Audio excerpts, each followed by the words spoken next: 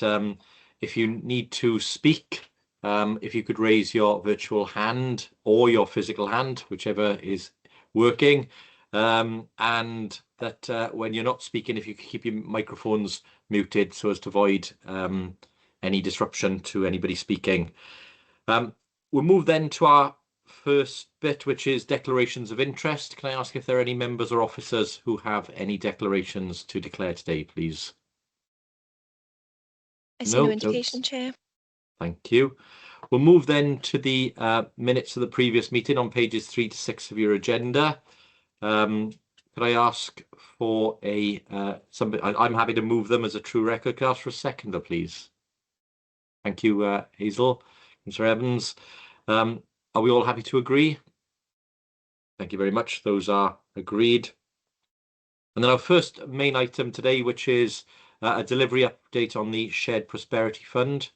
I was looking to see if Ainsley was with us today, but if not, can I ask Paul Ralph? Paul, I know you and your team are doing a huge amount of work on this. Who's going to introduce this report for us, please? Chair, I'm not sure if Simon is going to take this one. Okay, apologies, Sorry, Simon. No problem. Yes, I'm standing in for Ainsley today. So if I just give an overview of the report, Chair, and then perhaps we can have questions. So the report aims to inform members of the subcommittee about the progress and expenditure of the SPF for Q3 of 2024. It outlines the responsibility of local governments in developing regional investment plans for SPF and sets out the basis of the programme being anchor projects, grant schemes and standalone projects. It refers to transition year future funding. Of particular note is the setting of the provision of a transition year for 25-26. Discussions continue between the UK and Welsh Government on the funding for beyond March 26, and work will need to be completed by December 2025 for that. It also refers to, in section 3 of the report, regional performance outputs. The report highlights significant progress in regional performance outputs, including job creation, safeguarded jobs and grants awarded to organisations and enterprises. And also then section 5 sets out the priorities for 25-26. And the South West Wales Corporate Joint Committee has approved a budget for 25-26 of circa 50k per year, with allocations for economic well-being and development and detailed actions to achieve well-being objectives. Diolch. Thank you, Simon. I'll open it up for questions or comments to Simon on the report. Are there any? I'm going to just reflect for a moment that there's been a heck of a lot of work across the region to ensure that the current round, which is coming to an end of Shared Prosperity Fund, has been delivered. And I think, we should be really proud of what's happened across the region, getting the grants out, getting the money out into the communities where it can make a difference. We've got a transitional year now for this year. And just to inform the committee, through my WLGA role, as well as through the chair's role, we've been lobbying Welsh Government and UK Government very heavily to make sure that local government remains a equal partner in arrangements around shared prosperity. We've been very clear we don't believe we should be treated as consultees, but as true partners in that arrangement with UK and Welsh Government.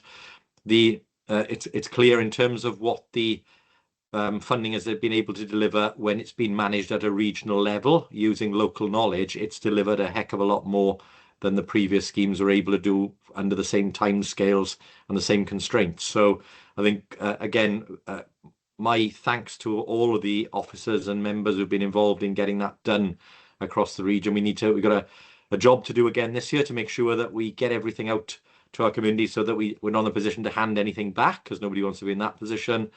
And obviously we're lobbying for the new arrangements to include fair and equal representation from local government and influence and control from local government in any decisions made by UK or Welsh Government going forward. So, welcome comments on that, but I think, we've demonstrated that when they give us the permission and the funding to do it regionally or locally, we can get the job done. Welcome any comments from anybody. Councillor Francis Davis, Robert? Yeah, thank you. I've been very pleased, especially in the last year, in which way this has been handled. I think we are far closer to decision making. It's speedier. It's far more efficient in getting the spending, whereas in previous years, applications would come in. We perhaps send them off to Welsh Government. Welsh Government want more information, would email back. Then we email back again, and then wait for another time for that decision to come back. And before you look around, instead of having a 12-month in which to spend the money, you were trying to get money out the door and schemes completed in a very short period of time. Not efficient, not effective. And I just hope that the way we've been doing it last year and the year coming forward, that we are, as local government working together, can actually be far more efficient and effective, as I said. So that's my plea to central government and Welsh government, to make sure that local government, I think the whole idea of having devolved Parliament is to make sure that we can make decisions locally and quicker. Thank you, Robert. Absolutely agree. I've got Councillor George, Councillor Claire George, sorry, apologies. Not so. Thank you very much, Chair. And this is my first time attending this meeting, so apologies if some of the questions are off-piece. But I'm just want to understand a bit more about the risk of delivery between now and the end of year. How confident are we? We're saying the projects have got to be ready to go. How confident are we in spending when I'm looking against the profile versus actual spend of not delivering? So I just want to seek a little reassurance, please. Paul, I saw your hand go up there. Do you want to come back on that point? Yeah, sure. Happy to respond on that, Chair. So in terms of the current year, obviously we're not allowed to carry any money into next year, but a significant amount of the money unspent so far is capital, which always lands at the very end of the programme. Plus there is the opportunity to capitalise any revenue underspends that do emerge towards the end of the financial year. So in that respect, nothing will be lost, because we know we have major schemes delivering across the region in all the local authority areas. So there will be capacity to absorb anything that remains. In terms of the transition year, one of the key principles is extension of the anchor projects, which includes all of the grant schemes that enable access to third sector and private sector. So those will be able to reopen, hopefully, within the next few weeks, and that guarantees spend and continuity as well for the teams delivering across the region, and probably similarly for open call projects that wrap around the anchors. Similarly, it'd be more a thing of looking at extension and adding to existing projects rather than starting from scratch. So smaller organisations will be able to access new money through the grant schemes as they can do, as they have been able to for the past 18 months. But in terms of larger scale, you've only got April to December in practical terms to deliver, so it's more of an extension and adding to delivery, on adding to the quality of what's already being delivered, if that makes sense. We have to also allow January to March for programme closure, because at this point in time there is nothing happening past 31st of March 26. Hope that helps. Thank you, Paul. So what we're saying is it's already committed and aligned. There's nothing new past going forward. Subject to members in each local authority through their cabinets and governance processes confirming they're satisfied with delivery and the shape of the programme in each area. The feedback I'm getting is that is broadly on track, and everybody has a sense of where they're going, because as the Chair said, the local governance arrangements delivering the regional plan does seem to be working effectively. So yeah. Thank you. Okay, thank you for that. I'll move on to Councillor Hurley.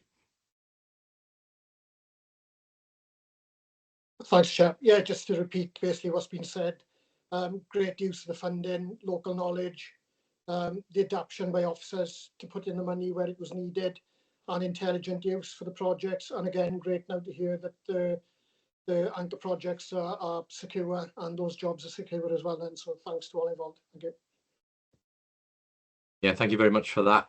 I think the one thing that it's been circulated yesterday to all leaders, but Chloe, could I ask you to take an action for us to the WLJ letter that was circulated that has gone to the government. That highlights the numbers of people involved in the SPF programs across the various regions and those jobs that could be at risk if the Welsh and UK governments or the Welsh government decided to go down a very different approach to what's been taken regionally. So again, there are risks to the programs that we've got. So again, we've laid all of those out in the arguments to governments. And again, what we want is certainty as quickly as possible for the people involved in these programs of what the new scheme post this interim year looks like. So again, I think the governments understand that and want to bring certainty as quickly as possible, but it helped for us to make that point nationally from local government as well as regionally. We'll circulate that so you're aware of the arguments we put up, but absolutely right. Councillor Evans. Hazel? Yeah, I was just going to say the same as everybody else, and I'm really pleased that the Welsh Government, or that you as the WLGA are lobbying UK Government, because it's shown in this programme that it has worked quicker and better suited to local needs without, I'm not using this derogatory, but without interference from Welsh Government. It has helped that it's come directly to us and that we've been able to put the funds out there much faster, which is what's going to show with this interim year with only 9 months to deliver, really. So I'm really pleased that you've taken that initiative. So thank you. No problem. Thank you, Councillor Evans. Okay, so anything further on SPF and the report that we've had today? I think again everybody has said it, but one final time I say thank you to all of the teams that have been involved in delivering SPF. I know Paul has been the regional lead for that, and him and his teams and teams in each of our local authorities have worked incredibly hard to make sure the programmes are delivered. So take our thanks, please, for the work that you have done. Okay, if there's nothing further on that item, then can I just check, Chloe, are we voting on that one in terms of? It's for information, Chair. So you're just noting, yeah. Okay, so we'll all note that report. Yes, everybody happy to do that? Yeah. Thank you very much. On then to our forward programme, can I ask who's going to take us through this item, please?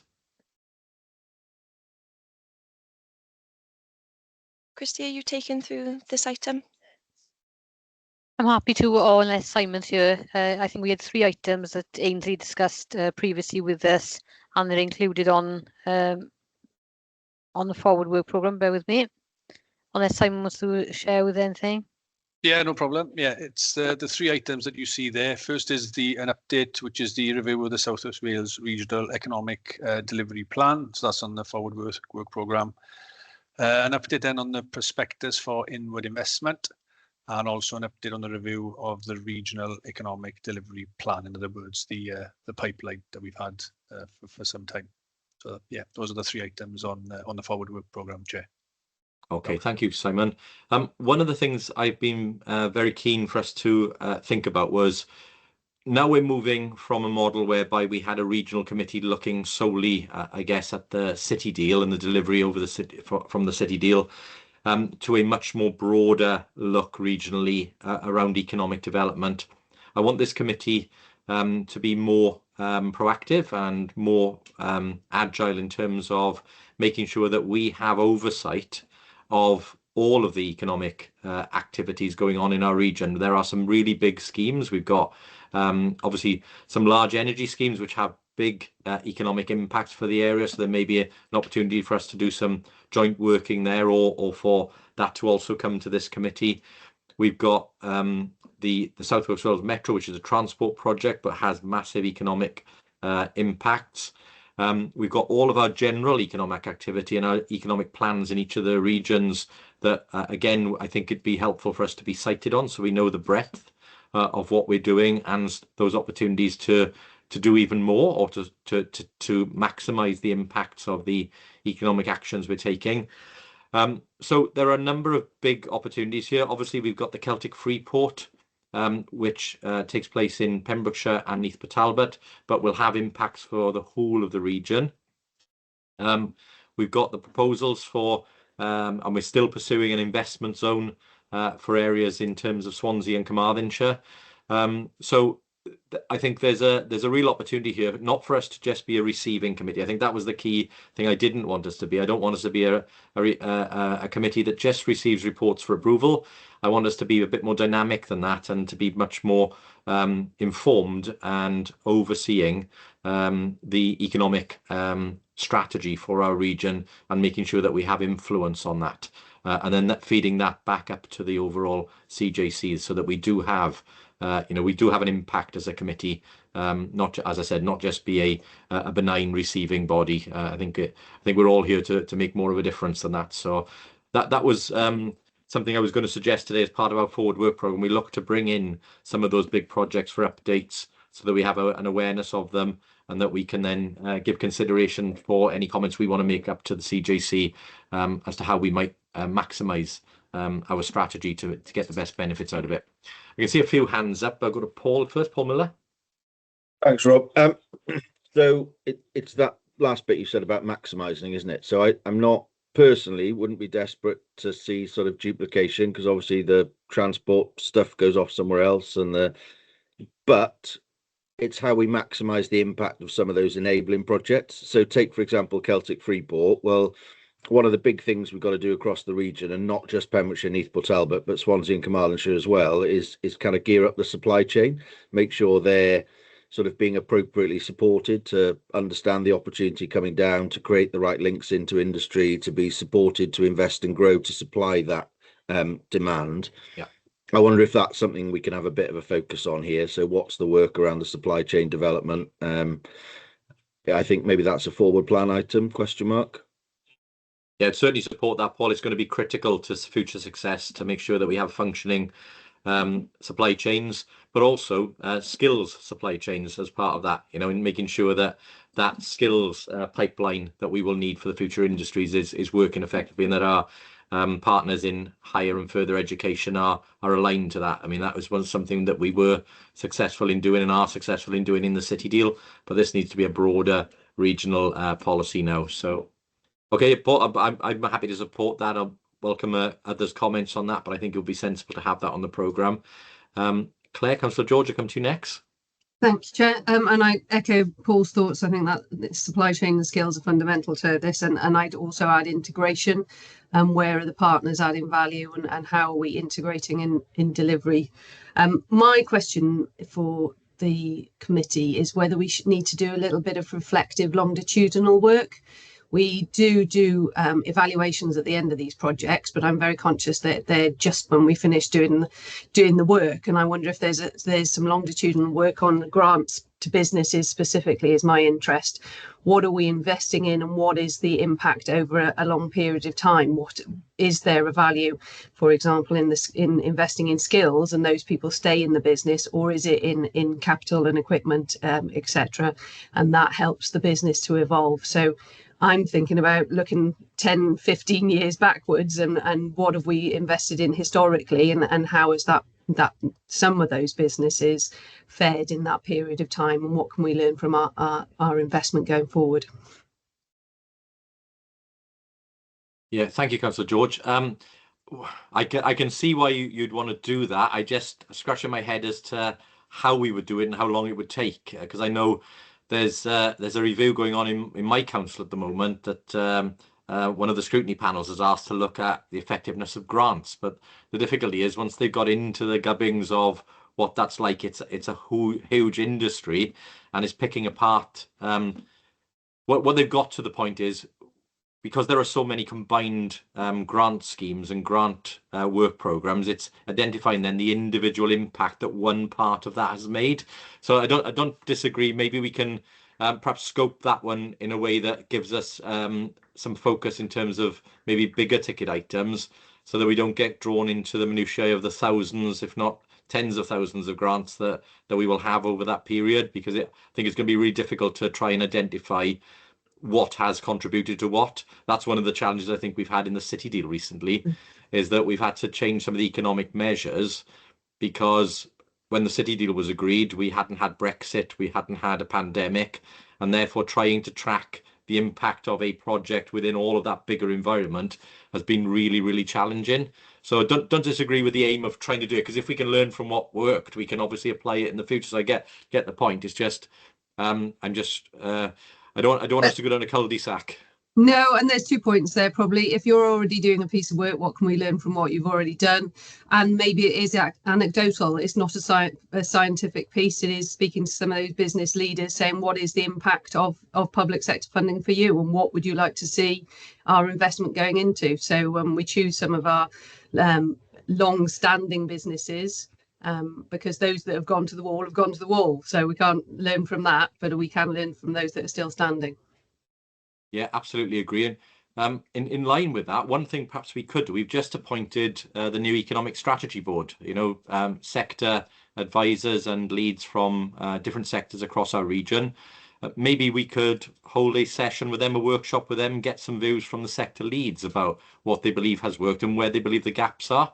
That might be a good initial session for us to do as well. So yeah, absolutely. So can we, if everybody's happy, we give some thought to that, how to best scope that one? Because I think Claire makes a really good point in terms of trying to trying to pick up the things that have worked and use them again. Okay, come to Paul Ralph.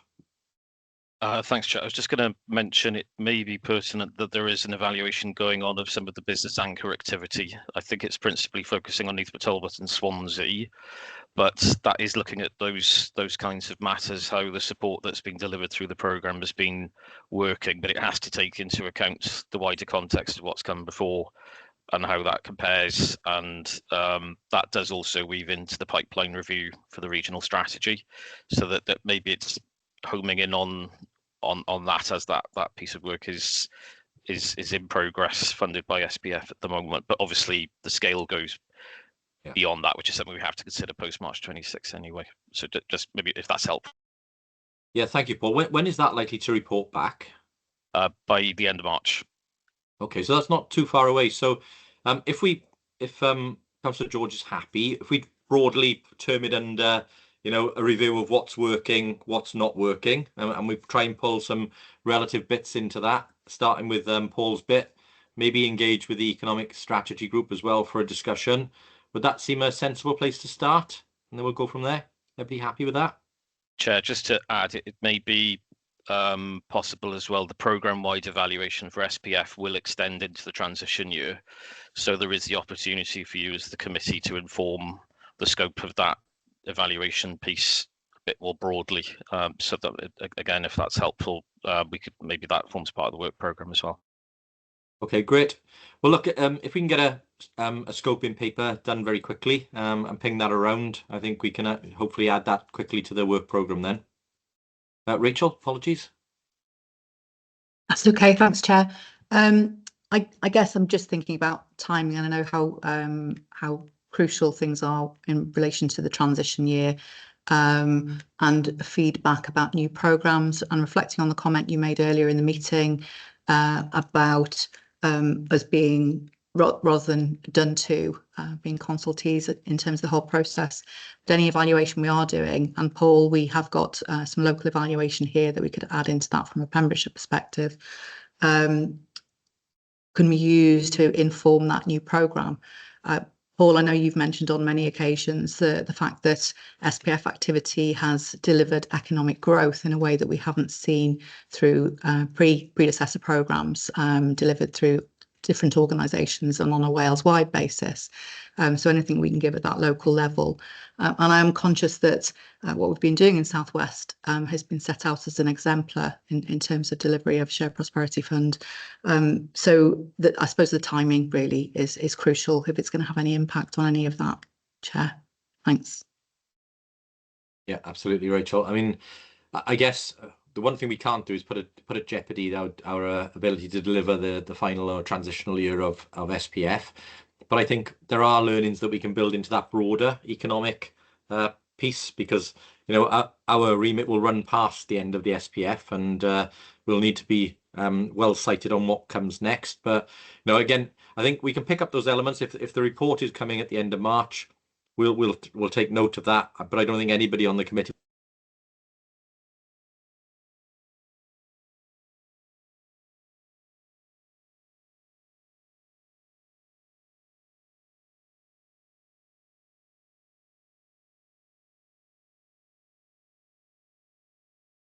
Apologies, folks. I think I froze there. I don't know whether everybody else did.